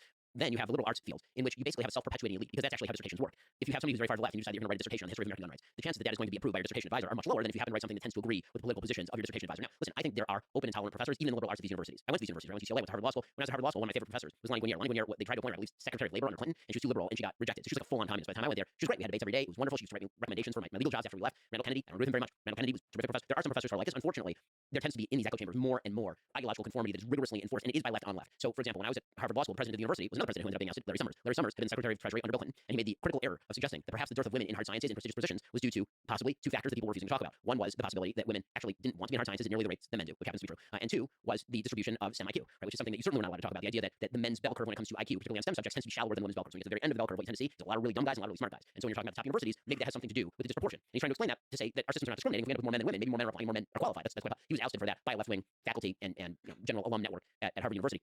There's a lot to blame conservatives for surrendering the playing field. I totally agree that conservatives should not have surrendered the playing field in some institutions. Colleges were surrendered a lot earlier than 20 years ago. They were surrendered in the late 1960s, early 1970s. Yeah, so I think that a couple things. So one of the big issues that I have with kind of like this, I don't know if we call it era of Trumpism or populism, is this total disregard for institutions and this disconnect from participation in the system. So it's one of the things that I fight with progressives about, who cares, because they're all 20 years old, they don't vote anyway. But it's another thing that I notice with a lot of people that are Trump voters, Trump fans, or whatever, is this idea where we say this institution is irrevocably destroyed. It's irredeemable. It can't be saved. Nothing that we do can fix it. And I think that what that leads people to doing is, one, they disconnect further, and then two, there's a general hopelessness when it comes to how society is like ran or structured, such that you fall into that populist brain rot of the only person that can save me is Donald Trump. I can't trust literally anything. And I think that when you start driving people into that direction, all it does is it further amplifies all the problems that you were complaining about. So Yeah, that's a meme like siya to natram. that's one of the reasons why we talk about like conservative participation. I want there to be more conservatives that are trying to participate in academia, but I feel like the leading thought or the leading speaking out against it is basically saying it's a waste of time. It's completely So lost. I think that the alternative to that is that you're seeing on the right a growth of, for example, alternative universities. Yeah, but that's the worst thing. No, I don't think so at all. I think competition is a great way of incentivizing some change on behalf of universities that may have forgotten that there's an entire other side of the aisle in the United States. No, no shot. I don't believe even you think that. So first of all, let me be clear. I think the entire educational system at the upper levels for non-STEM is a complete scam. I think it's a complete waste of money. I think it's a complete waste of time. And I think that all it is a formalized, very expensive sorting mechanism for people of IQ. That's all it is. People take an SAT, you go to a school, you take 4 years of bullshit. I know, I did it at UCLA, and then we analyze based on your degree where you should go to law school. I could have gone directly from high school to law school with maybe 1 year of training and But they make more money than the one other than a college degree. 1 year of law school and been done. Okay, the reality is that this is a giant scam. And this again is a bipartisan problem, but it's just a generalized problem.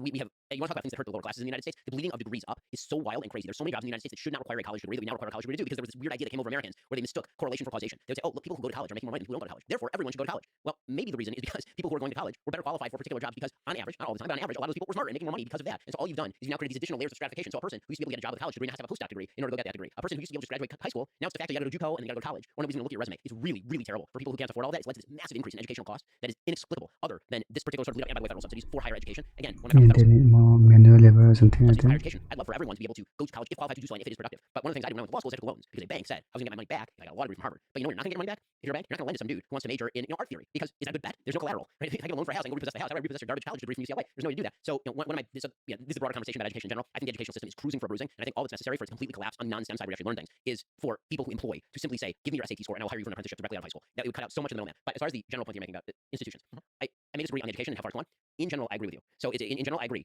And I guess to use my favorite longest word in the English language here. I would consider myself in many cases an anti-disestablishmentarianist. Nice. Right? See, I like to drop that. Because if you're establishmentarian, means like disestablishmentarian is right. I'm an anti. Can you say that word? That's the one we all learned growing up, anti-disestablishmentarianism. There you Longest go. word in the dictionary, So- it's so- called- but And then some Canadian groups say, what about supercalifragilistic? And then what about pneumocortical yeah, or the science terms. Yeah, or whatever the 7,000 letter thing that's from part of biochem. I got my education in the Soviet Union, so we just did math. I didn't learn any of this. That's why you're a useful person. So union math was that 1 + 1 how to make that equal 3? You know long words, and he screams on the internet, and I talk about things. Anyway, yeah. but the point is that I don't disagree that there is a general populist tendency on all sides of the aisle to look at the institutions and then throw them overboard. I think that some of that is earned by people who are in positions of power at institutions who have completely undermined the faith and credibility of those institutions. I think you have to examine institution by institutions which ones are salvageable, which ones are not. So I'm not a full anti-disestablishmentarianism. I'd be partially in that camp. There are certain institutions like higher education in the liberal arts that I think we may be better off without, and then there are certain institutions like say participation in American government where when people talk about we need a revolution, like no, we don't. That's not a thing. We need an evolution. We need change. We can use the system, and yeah. But I think you have to look at it industry by industry. You know, just institution by institution. On that position on institutions, do you think Biden or Trump would save you more? As far as the institutions, Yeah. I think the institutions in the United States at the governmental level are robust. I think the social institutions are Yeah, failing. I'm just curious on your general view of institutions. Do you think Biden or Trump would save you more on how you view them? I mean, I think that in rhetoric, Biden would, and then I think that he would tear out the face of the institution wear around like a mask like Hannibal Lecter. I mean, Because that's he resisted some people's calls to like hack the court and yes, because I think that his use of executive power was greater than that of Donald Trump. The power that he had, he used to greater effect than Donald Trump. Donald Trump again thrashed up against the sides of the box but could not get out of it. okay. For just real quick, because on the answer went a lot farther than the answer. Yeah. Yeah, just on the real quick thing. The reason why my main problem that I feel like we have today in society is people are getting into their own bubbles. The idea of having like conservative schools and liberal schools seems like the saddest thing in the world to me. Like I would want conservatives and liberals going to school together because I think these people need to interact with each other more. If for no other reason than to see that the other person is not like an actual monstrous, horrible entity. I think, That I think a classically liberal idea for many schools would not be a bad thing. It would be a good thing. Yeah. I just wonder if that's salvageable. And if it's not salvageable, then the answer to that is to I feel actually like- They should have a different school. I feel like the biggest issue that we have is people they sort into these different like phantom worlds to where even if you live in the same city, there are totally different worlds that exist between liberals and conservatives. I feel like one of the big barriers to people understanding the other side sometimes is just a little bit of information or a little bit of like firsthand experience. So in terms of information, I'm sure you saw I don't know if it's a full on study, but they were talking about how some huge percentage of students would change their mind on From the River to the Sea when you told them what From the River to the Sea whatever it was and what the sea was. Yeah, or when you said like what does one state solution mean? A lot of them like such that the numbers from like 70% to like 30% in terms of like support would fall. And it wasn't because you were doing a radical redefining of whole ideology, you were just giving a little bit more information. And then something that I've seen on a first hand level is when I go and speak at debates at universities, sometimes I'm in very, very conservative areas. Some of my fans are trans. Having like a trans person show up and talk to conservatives for a little bit, not like in a speech, just like in like a bar or setting, like a lot of them walk away and like, oh, not every trans person is like this insane insane lunatic from Twitter that is fucking an actual crazy person. And then for some of my fans, when they hang out with conservatives, like, oh, these guys are actually pretty friendly. I thought they were homophobic, racist, transphobic, and evil. But they're not, they're just normal people. I feel like we need more of that. I totally agree with that, certainly. Yeah, and I feel like on our social media platforms, our algorithms, and our schools, I feel like we're sorting harder and harder and harder. And any type of rhetoric that encourages the sorting is really bad and damaging. We need to like continue to mix up. And there's other things I want to talk about. Mike is opening his mouth. Destiny the uniter. Wow. All right. Biden. As we Like Trump. as we approach the end, let us descend into the meme further and further. Ben, you're in a monogamous marriage. Destiny, you've been mostly in an open marriage until recently. How foundational is marriage? Here comes. To the United States of America, can open marriages work? Are they harmful to society? Ben. Marriages are the single most important thing that people can do in the United States because the things within your control are easier to control than things outside your control. People tend to think about big political change, obviously, about things they can do to change the entire system. But the reality is the thing that you can do that best changes society is to get married and have kids and raise your kids responsibly. It's the single best thing that you can do. Can an open marriage work? I mean, I think that depends on your definition of work. So in my version of work, the answer is no, because what you actually need in order to facilitate the healthy growing of a child is a father and mother who are committed to each other. All ideas about there being no emotional component to sexual activity are completely specious. That it's true for men, it is for women, but it's not true for either. The idea of a full commitment to a human being with whom you genetically create children, which is typically how we've done it throughout human existence, is in fact the fundamental basis for any functional civilization. It allows for the transmission of culture and values. It allows for the transmission of beliefs and responsibility, and it gives the great lie to both the communitarian lie and the animistic individual. It is true for most people, I guess. The communitarian lie is that you belong to the giant community of man, which is not true because you have a family, and your allegiance should be and is naturally to the members of your family first. That's how we learn, and then we expound that out. And it also is a lie to the notion that we are animistic individuals with no responsibilities. We are born into a world of responsibilities. Everyone is born into a world of responsibilities and rules and roles, and those are good. And if we do not actually socialize our children that way, there will be number one, no children. Number one, there will be no healthy children. Number two, there will be no healthy children. Number three, there will be not the foundation for either social fabric, which is the real glue that holds together society, or for functional government. So yes, monogamous marriage. I'm a fan. 15 years married, 4 kids. Yes. Destiny, what do you think? I think that when we talk about like relationships and marriage, I think something that's really important is we have to talk about whether or not children are being discussed or not. Because I think once you introduce the child aspect, I think the style of the type of relationship that you do is going to become way more important than whatever exists prior to that. Like I would agree, for instance, in terms of what Ben is saying, that there's probably going to be some structure that is ideal for the care and the raising of a child. I think that having a child gives you a much bigger buy-in to society because now all of a sudden you care about a lot of things that you might not have before. Because not only do you exist in society, you can't just run. Now you've got a child that exists there, and you've got to ensure that everything functions smoothly, not just for you but for that child as well. And arguably, although we're getting into weird places, I guess, in the world now, like children are the primary conduit for like where you transmit like cultural values and everything. The one kind of weird thing that we're coming up against, that we have been coming up against now for some number of decades and will continue to, is as societies progress, it seems like people are having less children. And I actually don't know 100% what the answer is to that question. Actually, yeah. I mean, an implementable answer that works, that we know we can get everybody on board with. It seems like for a large part of human history, having children, and it still is, having children is awesome, and children are cool, and children are magical and miraculous, and all of this, but you didn't really have much competing for your attention to have a child, right? When you hit a certain age and you started working, especially You want to be financially independent before you have a children. I mean, childbirth is kind of the next step, and then having a family, raising your children, and then doing that's kind of the next step. Nowadays, especially with women being able to work, especially women having access to birth control, there's a lot available in the world that's competing for the interests of people that could otherwise be having children, such that we've almost flipped it, such that, as Ben brought up earlier, like wealthy people tend to have less children than not wealthy people. Or unless you're part of particular religious communities that push childbirth a lot. I don't know if I would say there exists a moral imperative on an individual to have children. I think there's a lot of interesting arguments down that path. I don't know if we're quite at the point yet where we need to say like, oh my God, we're running out of people, we need to have more kids. I don't think we're quite there yet, but we are seeing, weird demographic trends that are having big impacts on how countries are playing out. For instance, the fact that we have a disproportionately huge aging population that needs to be taken care of with medical expenses and everything, that vote in different ways in our younger population, that when they die off, like the way that society is going to look is going to be a lot different. I don't actually have I'm not entirely sure what the future is going to look like in terms of pushing people to have kids when every single industrialized country, as they become more industrialized, have fewer and fewer and fewer children. Rapid fire questions. My answer was go to church. Religion, yeah. Well, we could talk about religion, but that's not rapid fire at all. Let me ask, this is from the internet. Does body count matter? Jesus Christ. You're really bringing up the red pill stuff. You're avoiding answering? I mean, it depends on who you are. If you're somebody who doesn't care about it, it doesn't. If you're somebody who does care about it, yeah, it does, of course. Depends on The answer is yes. Okay. Should porn be banned? No. If you could do it, yes. There's no benefit to pornography. It's a waste of time and destructive to the human soul. I can't believe I'm asking this question. Is only No empowering or benefits? destructive for women? Jesus. These are rapid fire? Yeah, just you can't. I mean, it's probably empowering for the ones that are making a lot of money off it. It probably feels disempowering for others that feel affected by the cultural norms set by women that do OnlyFans. There's my rapid fire answer. It's destructive to you, the ones who are making a lot of money, because when you degrade yourself to being just a set of human body characteristics that other people jack off to, it's bad for you and it's bad for them. Is rap music? Absolutely. Have you evolved on this? Or? Have I evolved on this?